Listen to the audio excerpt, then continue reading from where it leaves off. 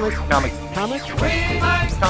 We're a clean comic book podcast. Boneless Comics Podcast. Boneless Comics Podcast. Comics. I'm Joe Getcho. And I'm Mike White. And this is We Like Comics Because They Have No Bones. Thanks, everybody, for joining. If this is your first time listening, we're a clean comic book podcast that celebrates all things DC, Marvel, Image, Dark Horse, IDW, and more. Each episode, we take a comic book or comic-related media and review it, taking you on an exciting adventure to learn more.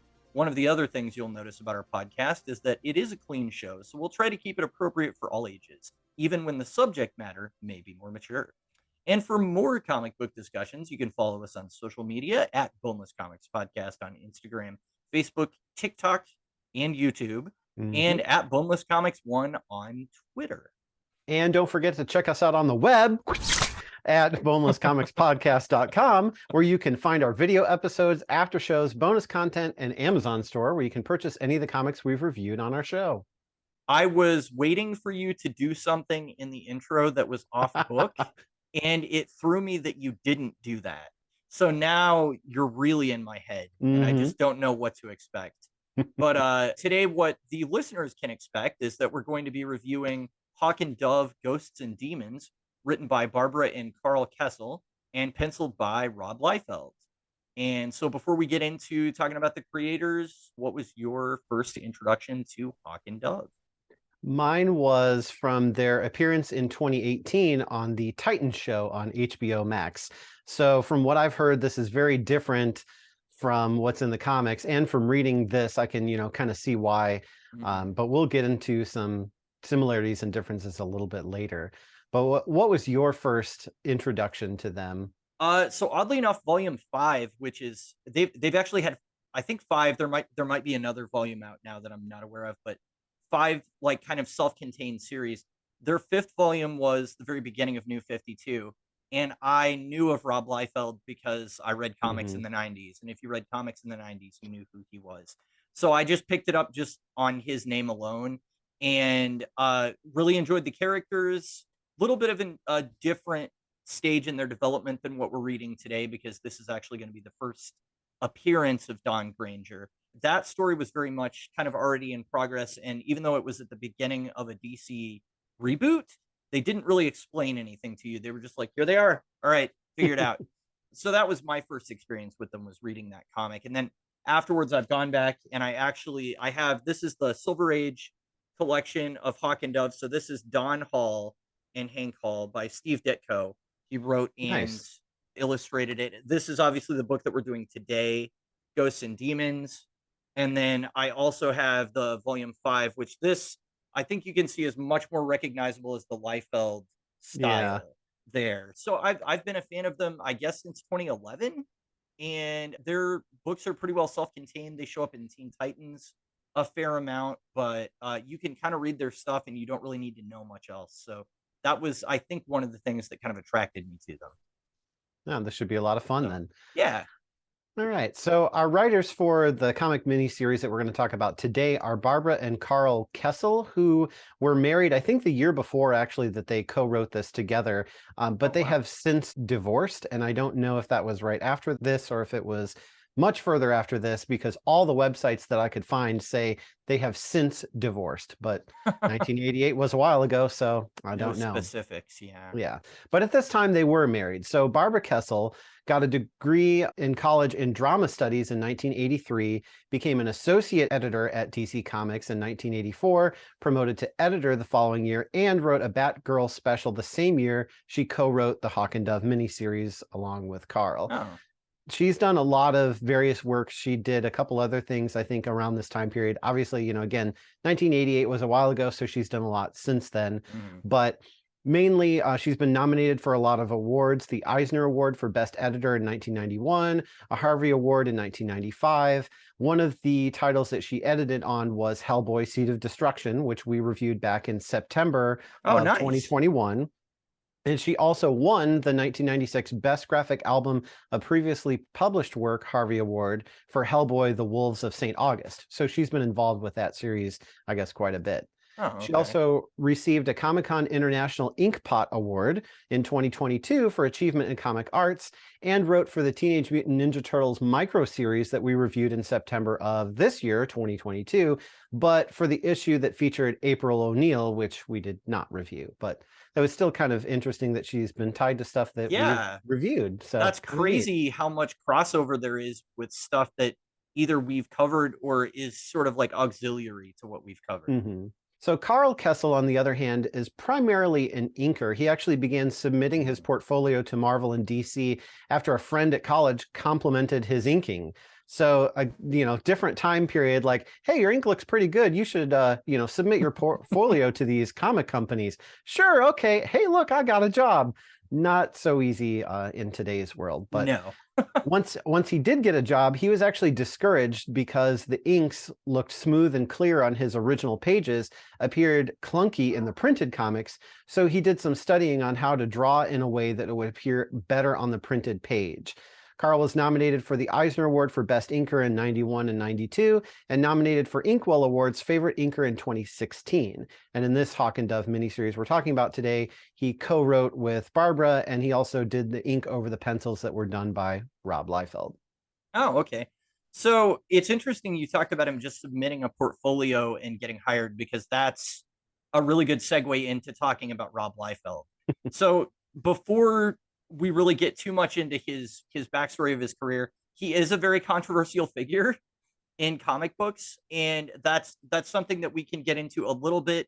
We're not really going to spend a whole lot of time on it, but I really could have done an entire podcast with you on Rob Liefeld, because there is so Mm-hmm. much on the internet. I mean, there are people from Scott Snyder to Alan Moore to, all these big names that are working in the industry now, that for every one of them that says he's the most lovely, sweetest human being ever, there's somebody else out there that's like, he was the most horrible person to work with that I've ever. So it's just, you can't Yeah. figure him out, but he's all over the place. But he is a big name, probably one of the biggest names that we've ever covered as far as comic book creators goes. So his professional work first began at the now defunct company Megaton Comics, mostly drawing pinups and advertisements featuring their characters. So not actually doing the interiors, but just kind of like more advertisement type stuff. Hmm. While he was finally contracted to do final layouts and pencils for Megaton Special Number 1, the company actually went out of business before that work could be published. So shortly after, Liefeld learned of a Comic Con in San Francisco where many DC and Marvel editors would be in attendance. And while he was initially too intimidated to show off his work, at the urging of one of his friends, he approached both the DC and Marvel booths, catching the eye of Dick Giordano at DC and Mark Gruenwald at Marvel. So Liefeld's art package consisted of 10 pages of sequential art featuring his own original characters. And while Giordano requested more samples, Mark Gruenwald offered Liefeld a job penciling an 8-page Avengers backup story featuring Black Panther immediately. Wow. So he was only 19 years old at the time. So that's also really important to note. From what I found on Wikipedia, he had about like 1 year of art school under his belt in college, and then he landed this job at Marvel. So Wow. it can't be understated like how crazy it is that he broke in this early in his life. And so that story eventually was not published, and it was assigned to another penciler, but Liefeld already had his foot in the door with the big two. And so he Mhm. did some character design work for Marvel before he was finally given a single issue of Warlord DC to pencil. And this one shot was intended to keep him from finding work at our rival, according to DC editor Robert Greenberger. So he was really already in demand, just kind of right out the gate. And his first full series soon followed, which is the 1988 Hawk and Dove miniseries that we're reviewing today. So besides that one shot, this is really Rob Liefeld's first big series that he It's got. pretty So incredible. yeah, this would like never happen today. But No.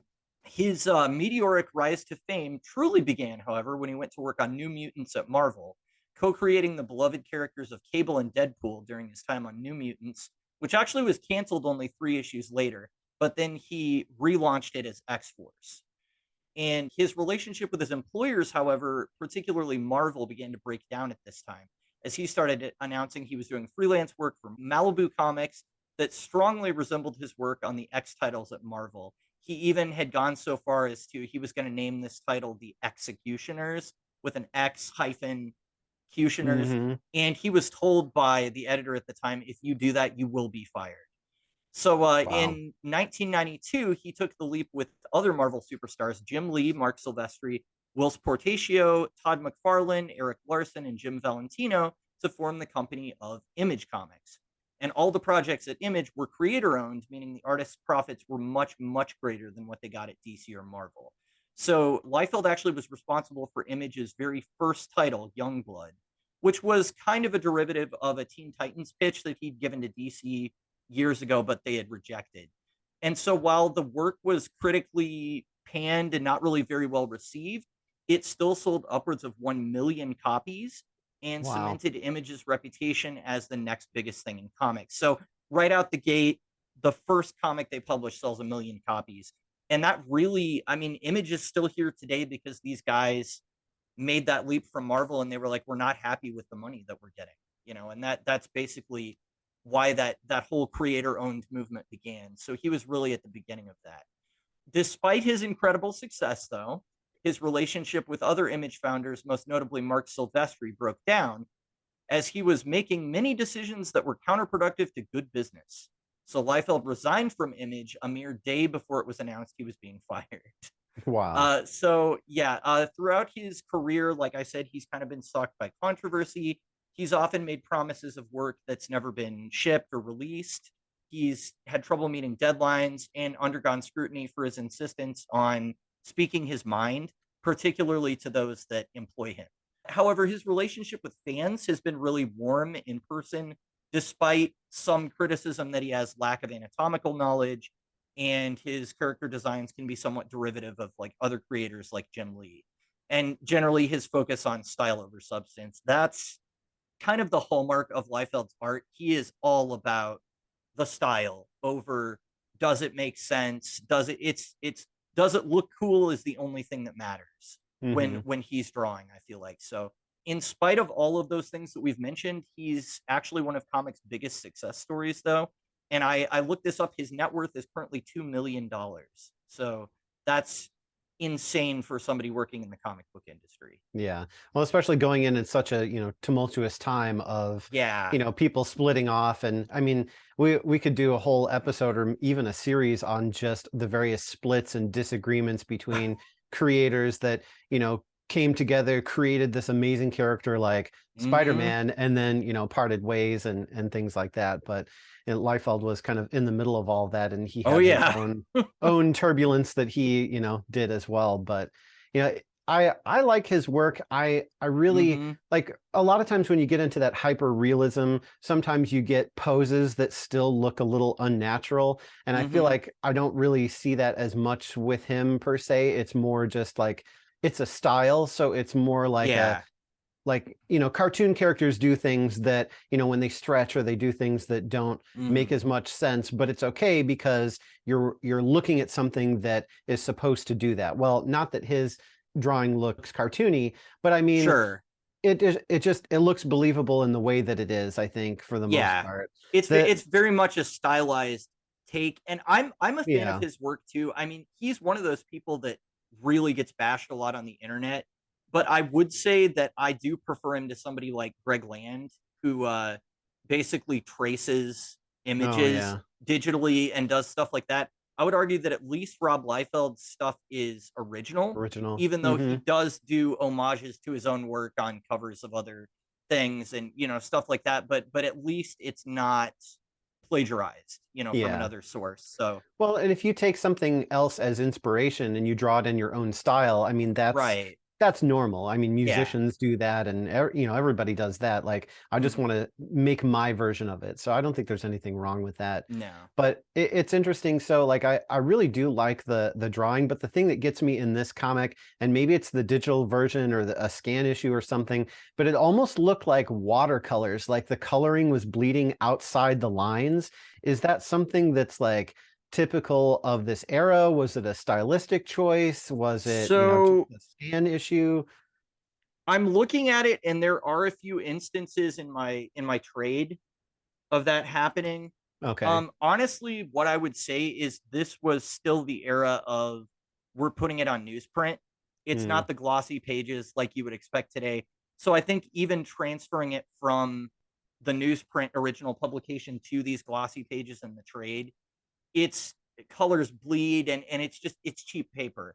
So I think gotcha. that just as part of the printing process, it maybe just didn't come out looking as good. So what you said about the inks earlier with Karl Kesel was interesting because I thought about that too, because there were places where the inks looked a little bit muddy to me, and I think that's probably just the printing process was really cheap.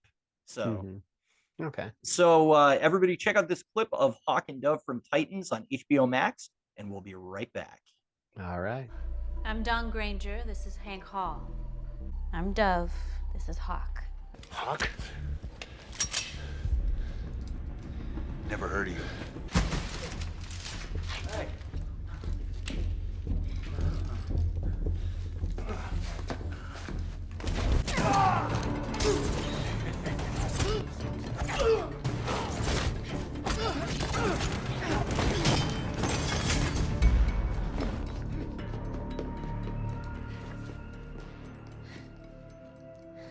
My hero.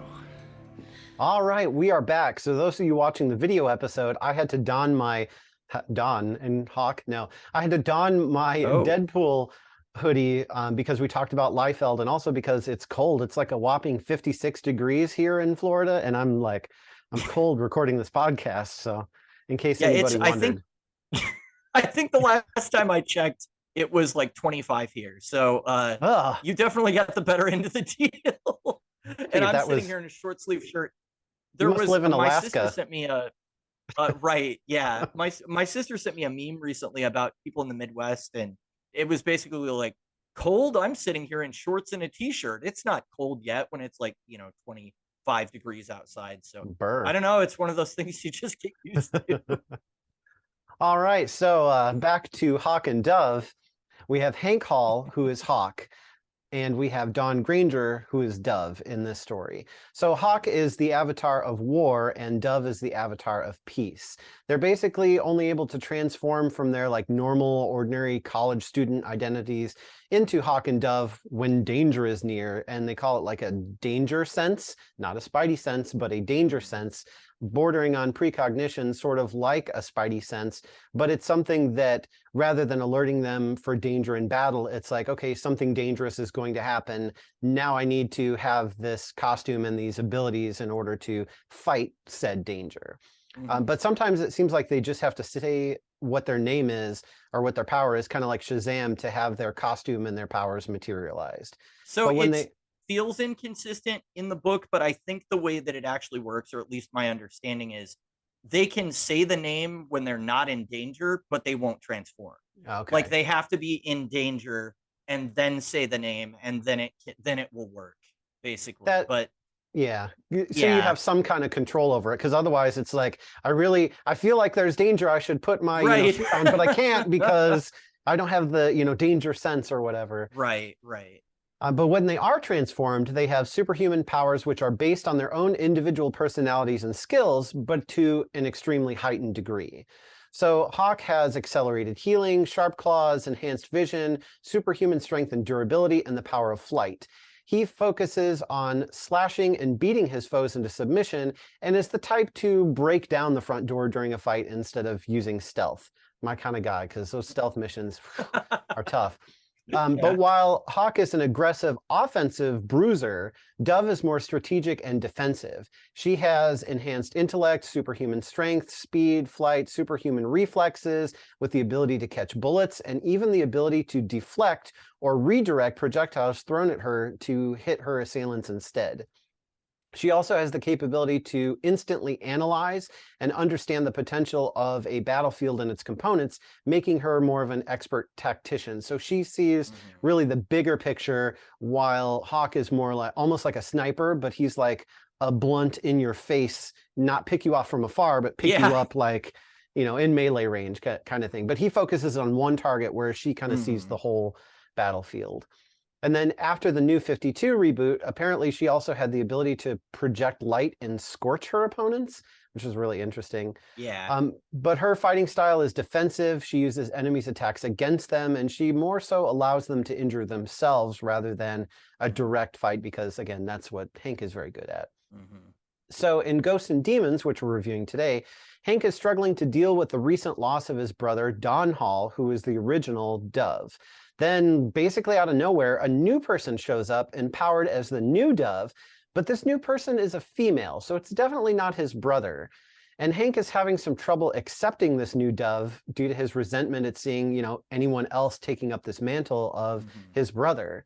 But eventually, he's forced to work with her to take down this supervillain known as Kestrel, who's intent on turning Hawk into a pure agent of chaos and using him as a force for evil. Although Kestrel wants to encourage Hawk's, increasingly erratic behavior and get him to go off the deep end to become this agent of chaos, Dove is sort of like this calming agent where she's able to keep him from fully transforming into an agent of chaos.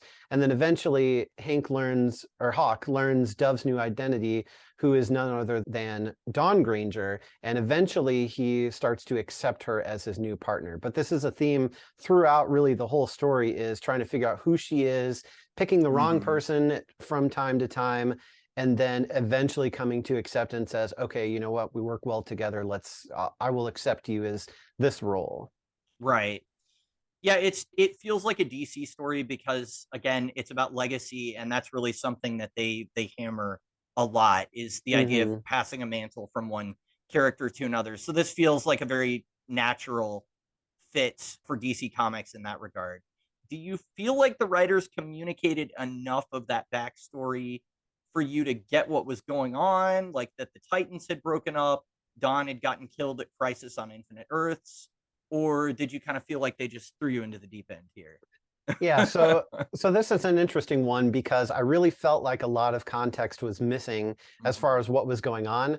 But because of my familiarity with the characters on Titans on HBO Max, I actually was able to sort of pick things up and understand what was going on because, Don Hall had passed and now we have Dawn Granger. And I'm like, well, clearly it's, Dawn. I know it's her, but, for the sake of the story. So it's like, looking at it now in 2022, back from, 1988, it's easy to see a lot of these things, but I have a feeling that when it came out, it was a lot bigger of a deal because, this is her first appearance and you're replacing a previous legacy character with this new person. And, it's funny that Hawk is going through this whole thing of accepting this new character. And I'm sure the audience, the readers are doing the same thing where they're like, well, who is this person? Like, okay, it's a female. That's weird, So obviously they haven't resurrected Dawn, it's somebody else. But no, it's interesting. You said they haven't resurrected Dawn. That was something I haven't thought about, but he's one of the few characters that has been killed and has stayed dead in comics, because usually they come back. My understanding is that Dawn Granger has always been a lot more popular than Don Hall was. So maybe that's why she's just stuck around and she's kind of become the status quo. But like a lot of characters, like, the Flash, the original is Jay Garrick, but everybody thinks of Barry Allen. And the original Green Lantern was Alan Scott, but everybody thinks of Hal Jordan, who was the next one. I mean, it's kind of the same way where it's like Ditko's original book kind of had its niche following, but I think more people were aware of Hawk and Dove just because they were in the Teen Titans for a while, and maybe that's where their audience was. So the rule during Crisis on Infinite Earths was that every team had to give up somebody had to die in each of the books to, the world will never be the same, that kind of a thing. So the Titans ended up giving up Dove. Dove was killed during those events. So this really feels like it picks up just right after that, where Hank is kind of trying to, figure out how to move on after that point. So yeah, it's really interesting too, like the differences. So, for me going into this, they're, like I mentioned Shazam before, it really feels similar that we have these powerful gods or entities or whatever that grant regular people power, and then on top of that they can say their name and they transform into their alter ego. Right. But having the changing back and forth depending on if danger nearby, that was an interesting element that was kind of sets them apart from like a Shazam or Black Adam, because you have Kestrel, who's like, you know, the Black Adam character where he's on the evil side, and you know, that sort of thing. So, but like on the Titans show, Hawk and Dove are just ordinary people, and they're one of those, Oh, like, wow. you know, they're in peak physical condition. They wear costumes, you know, like Batman, Robin, Nightwing, etc. do. So they're just kind of like regular people in you know, who are able to do these physically demanding things, but they're still ordinary Sure. people. Their personalities on the show seem very similar to the comic, as well as like their costumes, and they're from Washington, D.C. as well. But there's a lot of like, you know, major differences, like killing and, you know, spilling blood being a big one. I think it's just kind of, you know, because it's on HBO Max and it's that kind of show, they try to make it a little more edgy, so everybody is kind of like up on killing the bad guys and it's okay. But yeah, I don't know. I basically, once I heard that Dove was like slitting people's throats or something in one of the early episodes, I was just like, I'm out. She's the avatar of peace. This makes zero sense. Yeah. I don't think I can handle it. And I've talked to some of my other comic book friends as well, and I know some of them that are fans of the show, but those characters specifically, I remember them being like, yeah, we're really disappointed in the portrayal that they have on screen. So yeah, it seems like they changed them on screen to make them fit with everybody else. Because if they would have made them more true to the comic, I think they would have stolen from the show, because they would have been so different that a lot of the episodes would have to deal with how they are different, whereas it was easier just to make them similar and group them in. And then they don't have to explain all the backstory. Yeah. Yeah. Okay. So they do have backstory, but again, it's more of a like traumatic kind of backstory. But you know, they're both from Washington, D.C. Hank played football at Kesel University, which now that, you know, doing this Okay. episode, that's a reference to the writers. But there were some changes on the show that, like, Dawn was actually Hank's half brother. They had the same mother but different fathers. And the first criminal that they took out as Hawk and Dove was named Dwayne Wainwright, which, when I looked that up, he's actually a metahuman in the comics known as Sudden Death. So they used him in name only, not the actual like metahuman. Okay. But basically what happens is they're checking out their headline the next day at a newspaper stand. They bump into Dawn and her mother, who are out on the street. And then there's this like tragic car accident that just happens out of nowhere. And Dawn and Dawn's mother are killed in this freak car accident. And Hank and Dawn survive, and they start to lean on each other for support. And, you know, then Dawn finds the costume. There's this whole backstory actually about what they use to seek revenge. And they actually both together beat this guy to death, with Dawn becoming the new Dove. So it's definitely much darker and very tragic what they do on the show. That's I'm just sitting here like, that's insane how different that is. So they're Hank and Dawn are the sons of I believe a federal judge in Washington, D.C. in the comics, and he's basically going to send away this criminal that you know calls out a hit on him, and Hank and Dawn are locked in this room, and they're not able to get to their father to try and save him, which, you know, Hank is kind of the guy going like, well, you wouldn't save him anyway because you're such a pacifist. And there was always that, like, they had an undercurrent of political disagreement with their like philosophical disagreement too, because it was very much like Dove was supposed to represent the far left and Hank the far right. And so the comic deals a lot with their perspectives like clashing, at least in the original Ditko stuff. But basically the magical lords of chaos and order empower them while they're locked in this room to be able to bust down the door.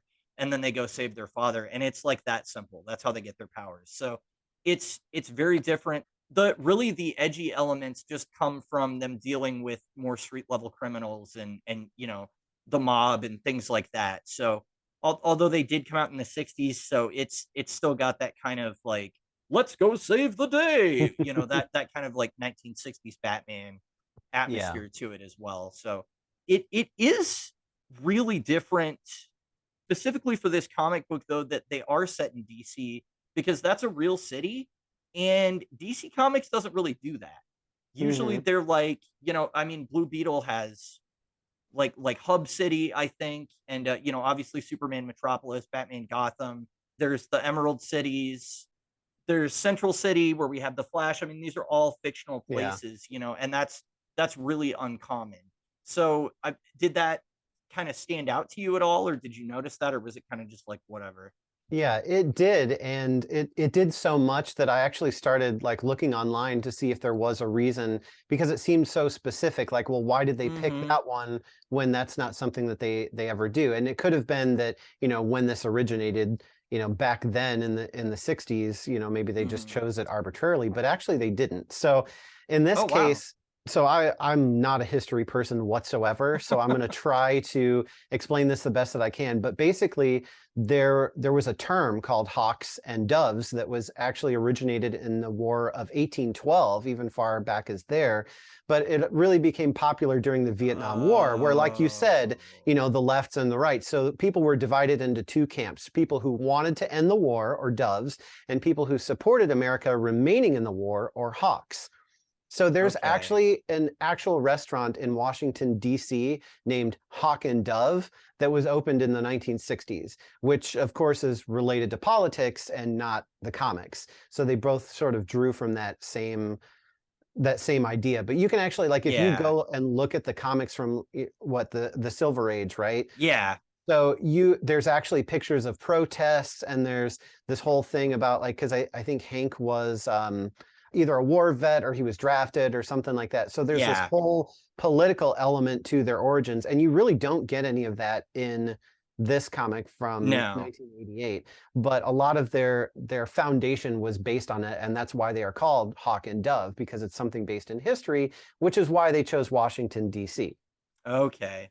Well, that makes a lot of sense. And I know definitely the Silver Age volume is a lot heavier on the political discourse between Hmm. the two of them, but that makes so much sense now knowing that those names actually meant something in Yeah. American politics during the 60s. So, wow, that's really fascinating. I threw that out there just thinking, well, it's because it's kind of, political, and they set it in DC, the nation's capital, and I didn't realize that it was actually that well It really, thought yeah, out. that is Yeah, exactly right. that's crazy. Yeah. So this of all the books that we've read is probably more CW than anything else. And I don't know of like a better way to describe it, but this is very much like a teenage these are teenage superheroes. Hmm. So, we see them having college life, there's love triangles, there's like a girl named Ren that's like really aggressively hitting on Hank, and Yeah. he seems kind of oblivious, or doesn't really know what's going on, but it definitely was aimed at that audience. But it's interesting that this was from the 80s, and it still kind of felt like I was reading like what a CW show would be today at certain Yeah. parts. So, Yeah, it's got that like kind of teenage drama feel. mhm, Like it totally could have just been like either a Buffy the Vampire Slayer, or, mhm. even fit in with like the Arrowverse, or something like that. Like it's funny that you say the CW vibe, because it's very much like that, almost not quite soap opera, but very like Yeah. things are exaggerated for drama's sake. I can Mhm. just hear the like, oh, this is a tender moment, music playing in the background, that kind of thing. But there's a comment that Hawk makes: by the time he establishes a routine and settles into a routine, he'll be 30, old, over the hill. And I'm just like, yep, this is definitely a teen It's drama. a teen drama, yep. Yeah, yeah, so I mean, and they were on the Teen Titans for a while, and I think that was the demographic they were going for with this book. So, it is just kind of funny because tonally it's so different than a lot of the stuff that we've read so far. But one Mhm. thought that I had while I was reading it is that this actually might have been a decent fit for the CW as opposed to, some of the other characters that they picked.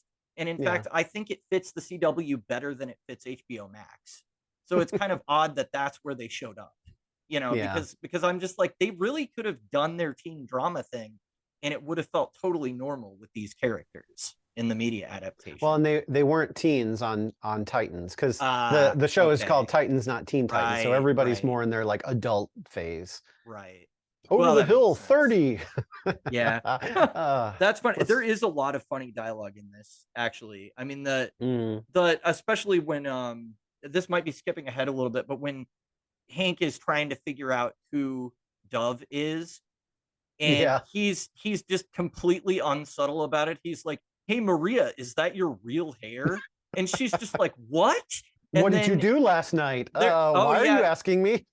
it was worse than "What did you do last night?" I think it was like, "What do you like to do for fun at night?" And Yeah. that was how he phrased the question.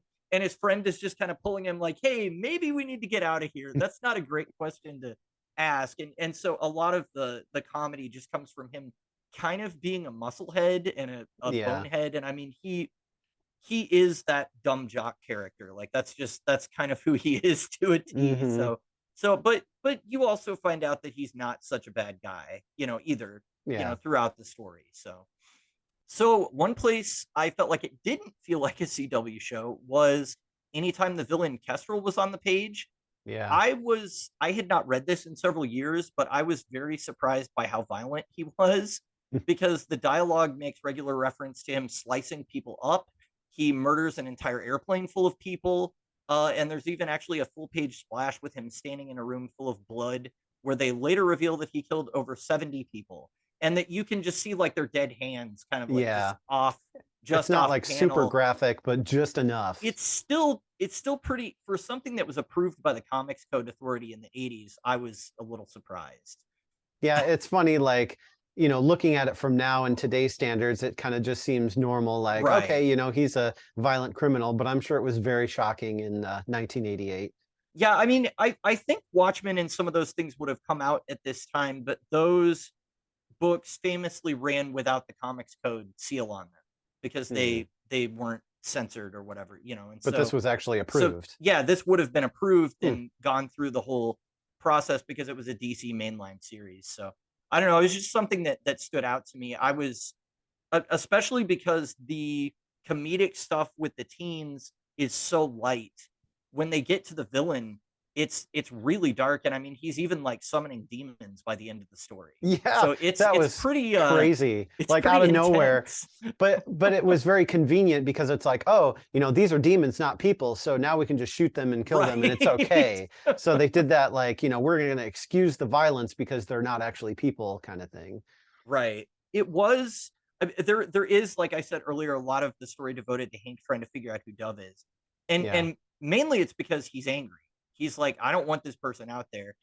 There is one time when he's actually like, he grabs Ren, who's the girl that's kind of hitting on him, and he's like, "Do it, turn into Dove." And she's like, "I don't know what you're talking about," because it's Dawn. Yeah. It's not her. But I did think, only in retrospect, knowing, because I already knew at this point in the story that she's British, and that she's from London, and that's a part of her backstory. I was thinking, I know we can't hear them on the page, but wouldn't she have a British accent? And wouldn't that kind of be a giveaway to like, oh look, you're Yeah. obviously Dove.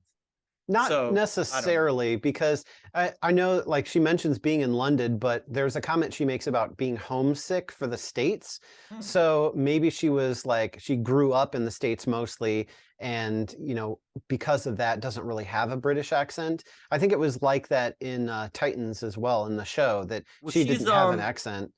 I But she think she was born there, but she, like, was raised okay. here because they left or something like that. I But think she's a foreign exchange student. I thought there hmm. was a line saying that, but I might be I wrong. think that was her major, was like in foreign Oh, it was relations or foreign something like relations, that. Yeah. okay. Which her mom is like an ambassador, right? But So but at the same time, how many actors do we know that have British accents, who are British actors, that are just amazing at American accents, that you would never know that they were British? So I mean, it's entirely possible that she was just that good that she could yeah, disguise it.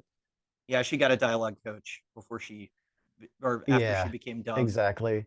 But I Tom Holland is probably the top example that just blows me away every time. Like, he sounds like he's from New York, or at least to my ear, what mhm. a somebody from like Brooklyn would sound like. And he is so British in real life. I mean, it's just Yeah. it's insane how he's able to just weave it right into that other accent. There's a So- Doctor Who episode in particular. I think it's like Daleks in Manhattan or something like that. I think that's the one that Andrew Garfield was in. But they like Oh. all these people have these New York accents, and I watched a special on that episode, and you see all of these actors speaking in just like, you know, total British accents, and they're just like talking about the, you know, portraying these New York people, and I'm just like, I don't know what to believe about accents anymore, because people can just like fake them so good. Like it just sounded so authentic to me. Now, I've never been to New York, so maybe I'm not the best Right. judge, but what I thought was more on the nose though was that the first Dove was named Dawn, D-O-N, and the new Dove Yeah. is also named Dawn, but it's D-A-W-N. Right. So it's like Dove, Dawn, like they all sound very close together. So it didn't dawn on him that it was Dawn, because he was thinking about Dawn, but he Yeah. didn't think to check out Dawn that Dawn was Dove, because he's used to Dawn being Dove. Exactly. I couldn't have said it any What? better myself. That feels like a good point for like a Mystery Men reference, where he's like, "But did you know that I would know that you knew that I know?" I knew you'd know that, Oh, I know that. And I knew you'd know I'd know you knew. but I didn't. Or something like that. It's just kind of a yeah. circular. I only knew that you'd know that I knew. Did you know that? Of course. Of course I did. Yes, of course I did. Yeah, it is. When you're talking about the characters, it's always kind of a barrier, because you have to make sure to say Dawn Granger when Yeah. you're talking about that Dove, because otherwise Dawn and Dawn, which in my mind I'm saying differently, really don't Mhm. sound very different, you know, when you say it out loud. So Yeah. we were talking about Kestrel just a little bit. I feel like he's kind of one of those, especially in his appearance, because he looks a lot like Hawk. And that is explained in the story, but he's one of those, he's another like dark reflection of the hero kind of things. And Yeah. is that, I mean, and in the Marvel movies, the obvious examples are Ironmonger, Killmonger, everybody with a monger in their name. Yeah. Monger moniker. Abomination, you know, is another, like, he's the same as the Hulk, but he's evil. Are you a fan of that trope, or I don't know, how did you feel about that villain overall? I mean, sometimes it's a little too obvious, like, well, you know, these good guys get their power from a good source, and so there's an equal, you know, balancing evil source that also produces its own version of heroes. And, you know, there's all this like yin and yang kind of thing. Right. And especially with Hawk and Dove, there's that, you know, balance again. So there's a lot of this Mhm. balancing, and like in Shazam, you know, you have Shazam and you have Black Adam, and you have to have, I guess, a nemesis. Nemesis. Whatever. You have to have a nemesis for the characters to fight, that's like their, you know, ultimate Right. nemesis among all the villains. But at the same time, like having it be a reflection, it just seems like one of those things where there was just a whole lot of that, you know, at one Mhm. point. But it's interesting here, because we have not only, you know, the dark reflection, but we actually have him casting some doubt in the heroes' minds of, well, have you never stopped to ask, like, well, why did you get these powers, and how did you Mhm. get them, and who's giving them to you? And, you know, are you using these powers for your agenda, or is somebody else using you for their agenda? And they never really stopped to ask that question. So I thought that was a good, like, you know, an interesting plot point to go to next is, okay, now that we've got these two together, you know, where did they get these powers, and who is controlling them? And, you know, is there going to be a struggle there? Not necessarily with the villain, who's a reflection of the heroes, Mhm. but with the powers that gave both the heroes and the villain those powers. Yeah, I agree. I'm generally not a fan of this trope. I think the reason that it works okay here is because what the story is trying to get to is that the Lords of Chaos, and, you know, later we'll find out the Lords of Order, may not necessarily be so great, even though Mhm. they're the groups that have empowered Hawk and Dove. And Kestrel is also empowered by the Lords of Chaos, but they've decided that they're tired of having balance, basically, and they want their side to win. And there's reference to it even being an experiment, that there was a Lord Yeah. of Order and a Lord of Chaos, or an Avatar of War and Peace at the same time. And so that does kind of cast some doubt, especially in Dawn's mind, about like, oh, is this not like a good thing? Like, we don't know. And in fact, Kestrel's whole agenda is to get Hank to flip all the way by using like the grief over the loss of his brother and just his general anger and his personality to kind of push him over the edge to transform into a being of pure chaos. And that's really what his end goal is. So I do think it works as a personal villain for Hank, only because it does kind of represent a retcon to the origin, but it's like a lot of comics that would come out in the 80s and 90s where they would revisit something from the 60s and be like, okay, this needs more explanation now after, than it did in the 1960s, where you can just be like, magic being powers, okay, boom, go do superhero adventures. So I do like it on that level. I just think that Kestrel himself, especially his design being almost the same as Hawk's, he's just purple, was a little too close. He had those teeth, though. Yeah, he did. That he had smile. really sharp teeth. It's very creepy. Those were like the few places where I think Rob Liefeld's normal visual style shined through, were like on some of those scenes, like where he would have like a creepy smile and a big scowl, or really in just the action scenes themselves, because Liefeld is really known for like these high impact, in your face action set pieces. I mean, that's basically what he always does. Somebody made a joke about like, it's kind of like the thing with Syndrome in The Incredibles, where he's like, when everyone is super, no one will be. Every hit in a Rob Liefeld book is the biggest possible swing and punch and hit that it could be.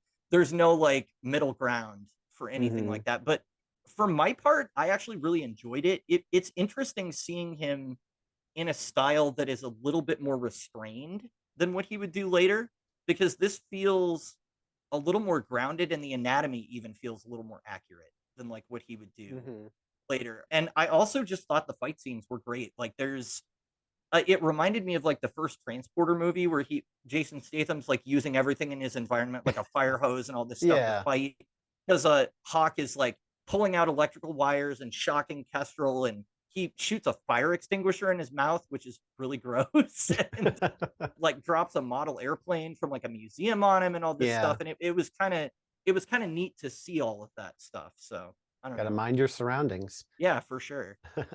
So there's a part where, Dawn has been revealed to Hank. They're kind of discussing like, okay, where do we go forward here?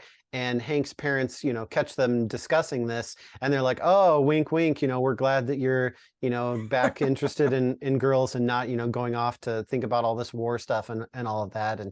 And like, when I saw that, I was thinking, okay, here becomes the start of the relationship, all of that stuff. But according to your notes, they are not, or ever in their comics history, romantically involved. And that was actually a shock to me, because like they are an item on Titans before they even do the Hawk and Dove thing, and they stay an item. They have their like, there has to be drama in the relationship, so they throw in that actually Dawn Granger, not Dawn Hall, but Dawn Granger cheats on Hank with Dick Grayson, Nightwing, at one point. Oh, wow. And so then, they kind of get back together, but Hank has his issues with Nightwing because of that, and, all this other like layered drama stuff. So it was ingrained in me that they were an item, but apparently not. No, it's not a thing. So I did look this up before I wrote that down, just to make sure that it was correct. And apparently he dated someone that he thought was her that turned out not to be her at some point in their history. But that's like the only time that they've dated. And so here's something that's even weirder. Dawn's longest relationship that I am aware of is with Boston Brand, who is Dead Man. And Dead Man is a ghost and does not have any physical body whatsoever. And most people can't even see him. So wow, it's Dr. Crusher. Yeah, it's real weird. There's our Star Trek reference. Dr. Crusher dated a ghost.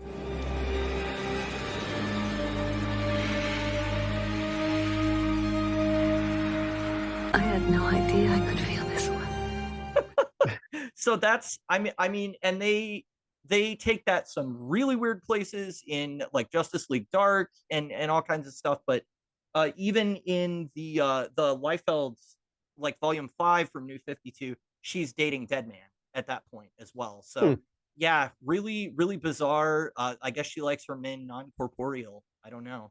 I But guess. but You know, yeah, she and Hank are never really a thing. speaking of Star Trek, there is when they're, I think, interviewing Hank or somebody, they're throwing their microphones in their face, and there's a Mhm. microphone from channel 4 and a microphone from channel 7, and I was like, "Ooh, 4-7." Oh, nice. I did So, not notice that, and I'm really yeah, disappointed that I didn't. got to catch those 4-7s, all those Yeah. Star Trek references. The other thing I think that was really interesting about this story, and I was planning to bring up a different sci-fi series actually, which is Babylon 5, because they talk about the order and chaos thing a lot. And that's a really big theme in Babylon 5, with the Vorlons are kind of the lords of order, and the shadows are kind of the lords of chaos, basically. Yeah. And we think that the shadows, or the lords of chaos, are the only evil ones, but we end up finding out that they're both just fighting this endless war that will never end, and everybody else is kind of caught in the middle.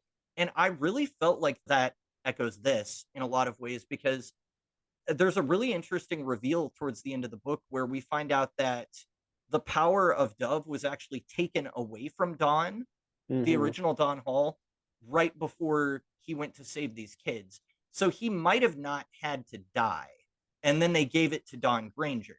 So that was kind of something that was like, they may not be up to any good Yeah. either. And that kind of casts some doubt on that. But that, I don't know if that kind of stood out to you, but it really reminded me of Babylon 5, of You that know, kind of concept. this is one of those instances where I did not make that connection. And I'm glad you did, because yeah, it's exactly right. Like, you think that the Vorlons are the good guys, and that they're, putting things into the right place where it should be, and they're helping to fight this shadow war, but actually they're just manipulating their own agenda. The shadows are manipulating their own agenda, and really neither one of them is right. We can find our own way between order and chaos. And that's when, Sheridan is like, get out of our galaxy. Now get out of our galaxy, both of you. Like, you guys are trying to impose your values on us, and we might Right. want to go a different direction. We don't need you. Get out of here and let us decide for ourselves. So it'd be interesting to see if this goes that same kind of direction, because it seems very parallel at this point. So, unfortunately, I don't know what happens right after this, because Volume 3 has never been collected in trade. And I've kind of been holding out to see if it will be, with the characters appearing on Titans. But really, DC Universe Infinite is the only place to read Volume 3. I do know that Hank ends up eventually becoming a villain named Extant. And that is something that had to be like retconned out or changed later. But Extant is actually the character that Atom Smasher killed in the Black Adam JSA story that we read. No. So that's actually Hank Hall. So that's actually connected sort of tangentially to where Volume 3 will eventually end up in, I think, one of the event titles. I can't remember the name of it, but yeah, I don't know. That really stuck out to me. I thought that was really cool. Just the Babylon 5 thing. So Yeah, that makes sense. I So did do you want to wanna bring just- up the 9/11 thing, just because it's so bizarre that that's in there. You know At what I mean? Like, 9:11 it's, p.m. yeah, but terrorist bombing at 9/11 p.m. And then on the next page, they make sure to let you know that it happened at 9 p.m. and there were 11 doves and there were 11 men. I'm like, what the heck? This is like, Conspiracy theorists have fun with that one. right. All right. Well, anything before we move to final thoughts? No, I think we're ready to finish up.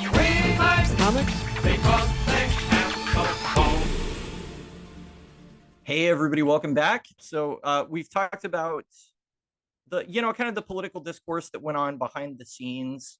That tends to be stuff that I like, generally speaking, especially because it's not something where it's pushing one side over the other. So I like that, but that was more baked into the original series than it was in this one. This is really an introduction to a new Dove, and, a fan favorite character, and kind of reestablishing Hawk and Dove's place in the DC universe after Crisis on Infinite Earths. So it's really just reestablishing those characters. And they would go on to have an ongoing series that I think ran for like 29 issues after this. So I don't know that this story is any great shakes. I will say that I did really enjoy it. But with some of the other stuff that we've reviewed this year, I don't think I could give it as high as a 4, just because it's not quite to that level of quality. And maybe that's because we have a lot of new creators and stuff, or maybe it's just, it feels a little bit dated because it's from the 80s. But I think I'm going to settle on 3.5 bananas out of 5 for this. I think it's perfectly competent storytelling.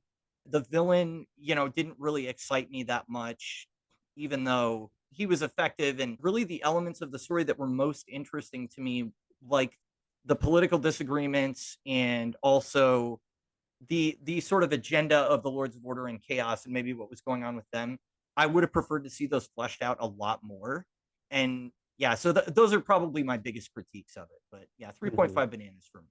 Yeah, this was a tough one for me because coming in, I had just enough context to be, familiar with the players, but really having no idea what was going on in the larger universe and not having the perspective of like, I'm sure when this came out in 1988, it was a huge hit and it was like, surprising people, and there were twists and turns that, were very exciting at the time. But going back and reading it now, I feel kind of indifferent towards it. Like it's not presented poorly. The art is really good. The story is good. It's just, there's nothing that kind of like reaches out and grabs me as like, oh, this is exciting, or there's a really cool hook. And part of that's because the thunder is already stolen. Like, I know who Dove is. It's Dawn Granger.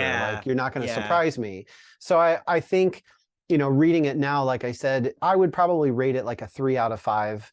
Because it's just, there's nothing to grab me. There's nothing that's super exciting, but it's not bad. I wasn't like bored. Maybe the pacing was a little bit slower from what it would be today, but at the same time, I don't think it's like when you go back and watch some of the first episodes and the first season of Star Trek: The Next Generation, like the pacing is just really, really slow, and you can tell. But there are plenty of movies from the 80s that like you watch those and it does not feel really as dated. Like the pacing is fine. So this is one of those where I felt like the pacing was fine.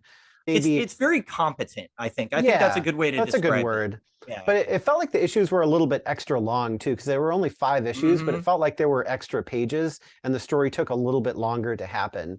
But, at the same time, like understanding the context of when this came out and what it was doing for the series and, understanding more, like we've talked through this episode about the Lords of Order and Chaos and the Babylon 5 relevance and, their political implications of the original Hawk and Dove. Like, I think if we had reviewed this closer to when it came out, we probably would have given it a 4 out of 5. But I'm with you here. I think that rather than just give it a 3, because I feel like it deserves more than that, I probably would settle at the same, 3.5. Okay. Yeah. Yeah. I mean, I would say it's like slightly above average. That's probably where I would put it. It's and definitely for the time. I mean, this would have been a very standard kind of comic book adventure from the late 80s. This is right before we got into the 90s and the sort of hyper violence and it felt a little 90s and to me, ridiculously well. Okay, the most 90s thing in it is when Hawk goes into the armory and comes out with a vest on with like grenades all over him. Yeah. And there's like pouches and he has 2 giant guns in his hand. And I'm like, that's Rob Liefeld. That's what's happening there. Guns. Lots of guns. Like that was very 90s. So yeah, the art itself that Liefeld was doing actually reminded me a little bit of what Mark Bagley was doing in the Venom Lethal Protector series. And I don't know if that's just because like the coloring methods of the time were similar, and so it had kind of a similar look, but that was, I think, 93 or 92 or something. So it was a few years later, but kind of around the same time period. So it's just interesting how much Liefeld's style would change in the next like 4 to 5 years. Yeah. Because he really settled into that crazy over the top. Everything is bigger, everything is crazier, more pouches, more grenades, more whatever, that was really about to explode. So the grenades were about to explode. Yes, they were. So yeah, I guess that's going to do it for Hawk and Dove Ghosts and Demons. We both give it 3.5 out of 5. Joe, did you have Okay. anything else you wanted to add before we close up? No, I think that is it. If you liked this episode, you enjoyed it, you want to purchase Hawk and Dove Ghosts and Demons for yourself, you can check out our Amazon store at bonelesscomicspodcast.com, as well as for our additional audio and video content. And tell us your thoughts by posting a comment on social media at Boneless Comics Podcast on Instagram, Facebook, TikTok, and YouTube, and Boneless Comics 1 on Twitter. Wherever you post, be sure to use our hashtag Boneless Comics Podcast, and make sure to follow, like, and subscribe for more. Yes, please. Tune in next time for our 2022 year in review, or season 2 year in review, however you want to frame that, where we discuss all the books we've covered this year, what we've learned, our biggest winner and biggest loser, and where we would like to take the podcast in the future. Should be a fun time. Until then, thank you so much for listening or watching, and we will catch you later. Catch you later. Catch you later. We like comics because